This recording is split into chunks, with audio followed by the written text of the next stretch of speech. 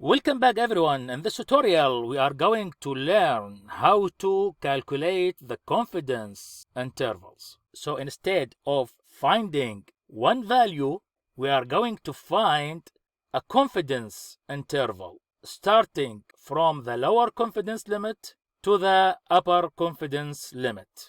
And first we are going to calculate the confidence interval for one sample. And when we have one sample, we have two scenarios. The first scenario, when the population variance is known, and the second scenario, when the population variance is unknown. And you may ask, how is variance known if we use a sample to calculate the confidence interval? And the answer here is, we assume we have variance value from a previous study for the same population. And this is a very rare situation. In most cases, it is difficult to have the population variance of the sample. First, we will calculate the confidence interval when variance is known. And there are several considerations here. First, there is an assumption that the sample data is normally distributed. Therefore, we should collect a large enough sample size, at least 30 observations. So to be closer to the normal distribution, we need a big sample size, which should be at least 30 observations. And the larger the sample size, the closer the sampling means to normal distribution. And we are going to calculate the confidence intervals in two confidence levels. First in 90%, and again in 95%. So when we calculate the confidence interval in 90%, that means alpha equals 10%. 5% on the right side and the second 5% on the left side. So the total here is 100%.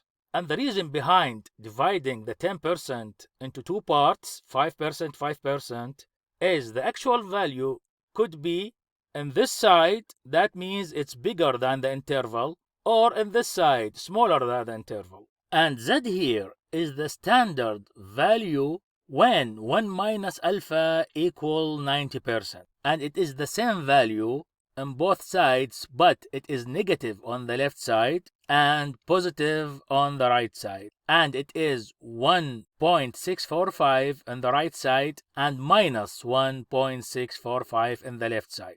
And instead of calculating Z value, we are going to use a table called Z table to find these values. I'm going to show you how to do that when we start our practical example. It is pretty simple. And you can also get these values from some online websites. So no worries, you are going to learn how to get these values in the next lectures. And here is the next scenario when 1 minus alpha equal 95%. In this case, we will have the 5% divided into two parts, 2.5% on the right side and 2.5% on the left side. And the Z value or the standard Z value in this case equal 1.96 on the right side and minus 1.96 on the left side. And in this chart, you can find all the three scenarios, 90% confidence level, 95 and 99% confidence level. And you can find the Z value for each of them. And by the way, if you want to stick to these three confidence levels, you may need just to memorize these three values. 1.645 for 90%, 1.96 to 95%, and 2.576 to 99%. And now the important question that you want to ask, when I should use 90%, 95%, or 99%? Usually, in most of social studies, we use 95% confidence level.